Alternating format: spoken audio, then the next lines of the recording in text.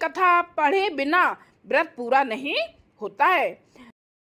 निर्जला एकादशी की व्रत कथा। धर्म ग्रंथों के अनुसार एक बार की बात है कि शौनक आदि 88,000 ऋषि मुनि बड़ी श्रद्धा से एकादशी व्रत की कल्याणकारी और पाप नाशक रोचक कथाएं सुनकर आनंद मग्न हो रहे थे।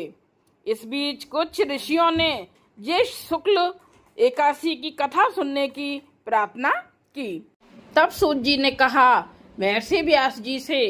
एक बार भीमसेन ने कहा, हे पितामह, भ्राता युधिष्ठिर, माता कुंती, द्रौपदी, अर्जुन, नकुल और सहदेव आदि एकादशी के दिन व्रत करते हैं और मुझे भी एकादशी के दिन अन्न खाने को मना करते हैं। मैं उनसे कहता हूँ कि भाई, मैं भक्ति पूर्वक भगवान की पूजा कर सकता हूँ और दान दे सकता हूँ, लेकिन मैं भूखा नहीं रह सकता। इस पर महर्षि व्यास जी ने कहा, हे भीमसेन, वे सही कहते हैं। शास्त्रों में कहा गया है कि एकादशी के दिन अन्न नहीं खाना चाहिए। यदि तुम नरक को बुरा और स्वर्ग को अच्छा समझते हो तो प्रत्येक माह यानी कि महीने की दोनों एकादशियों को अन्न ना खाया करो।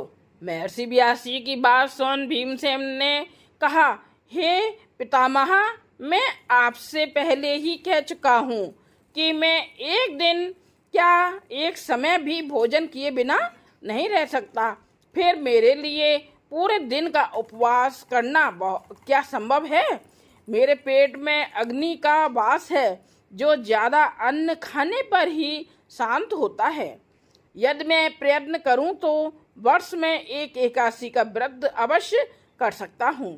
अतः आप मुझे कोई एक ऐसा व्रत बताइए जिसके करने से मुझे स्वर्ग की प्राप्ति हो सके। भीमसेन की बात सुनकर व्यास जी ने कहा, हे पुत्र, बड़े बड़े ऋषि और महर्षियों ने बहुत से शास्त्र आदि बनाए हैं। कलयुग में मनुष्य उनका आचरण करे तो अवश्य ही मुक्ति को प्राप्त होगा। पुराणों का सार है वह यह है कि मनुष्य को दोनों पक्षों की एकादशियों का व्रत करना चाहिए।